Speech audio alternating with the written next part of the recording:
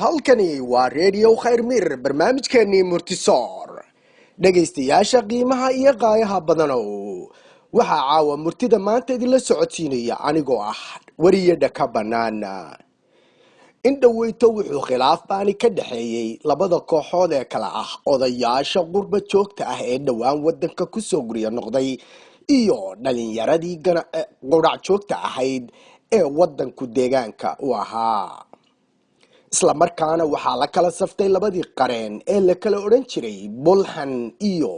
gurxan haddaba waxaan su-aalo weydiiyey labadaasi qareen waxaana ku bilaabay ayaamahan hubantiimo qurba joog hakanayn iyo qurac joog haminaysa hardan baa u dhaxeeye horta aan ku su-aale bulxan oo ku horeeyo bal maxaa kala haysta bulxan wuxuu yidhi odayada habowga ah ee qurbaha ku howlgabay ee timahooda hoolhoole hareeraha iska xiirxiire hidaha iyo dhaqankeenii diinteenii habboonayd waa hore ka haajiraye calool xunood haruub moodiyo hogafyada lugaha dalabta leh hor iyo gadaal isdaba dhiga waa kuwa habaar qabo oo hoog iyo jab soo maray oo hargaa-ida dhiqi jirayoo xaqa uma hambeeyaan oo wanaag uma hiishaane wax kastay helayaan horunbay ka boobaan waxaan idhi hore u soco wuxuu yidhi waa kuwa habaar qabo oo halkan markay yimaadaan hadal waxay yaqaanaan hobolladii wacnaan jiray oo heesaha ciyaaraha iyo heelada inoo tuma oo sidii habar dugaagiibay hoos iyo garbaha ruxi oo dhaanish iyo hib haab tumanoo hidhidhiida ku hayaan waa maxay halaagani hagardaamo badana hablahana ta ugu wacanee quruxdeedu hodan tahay ee haybadiiyo asluubta lehee ha yeeshee saboolka abay halka uu kusoo degay iyo hoteelku ku dhool yahaybay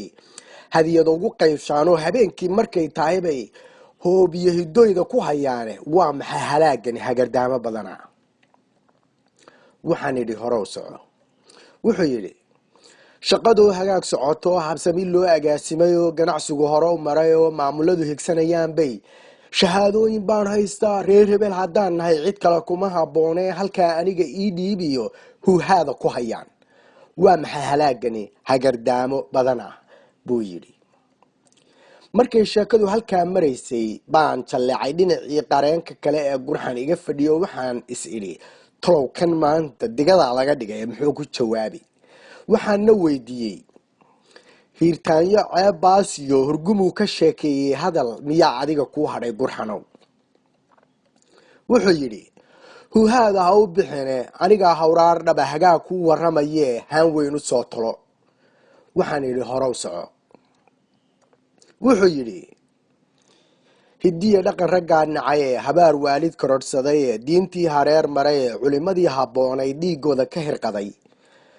hoobiyaha dadkeennii ula dhacayaha qabli'i iyo qudhac joog habaar qaba oo huubo ah ayaa hadhay mooryaan hariiryalahoo maatada hadhkii dhacayo qofkay shilin ka helayaan halkaa dulaca hoostiisiyo guddiga hooyo kolay tahay hanti aan ku dhaafayn iyo horor booli lagu koriyiyo hanaqgooyo jaahilo iyo qudhac joog habaar qabo oo laga haajiraa hadhay waxaan idhi horow soco wuxuu yidhi ninka ragii hiraabtii marka waagu halalaco wuxuu haybiyaa shaqo kuwo wada habeenoo himiliya dareen qabinoo halkii ay wax tari laayeen kolay halaha geelaa hawd sare ku maalaan ama hilibka xoolaha qalilaa habeenkii hambadiiyo gaxadhatada guri laa hadhaadiga raggu hawsha kama maarmee ku hagaagi laa meel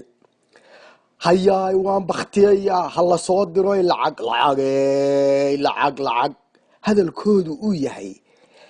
hamilaawayaashii kuwii ceebta loo haray hadday weli hadlayaan dadka horumarkeenee dalkeennii hagaajee horaanteed bil la arkaba biilka hore ka soo dira hadaaqii caruurtiiyo hedadowga qaarkii inay nala haweystaan horta dhaka bannaanow adigaan ku haybshee miyay kula habboon tahay buu yidhi markuu anigii igu soo kala wada celiyey baan anigii intaan dib u fadhiistay waxaan idhi horta saaxiib gurxan oo anigu adiga iyo saaxiibkaa idii kala hiilin maayo hase yeeshee dhaka bannaane dee waa nanayso waa la ii qariyaaye bal caawa halkaa haynoo joogto waxaa idinla socodsiinayey axmed asad iyo barnaamijkeennii murtisoor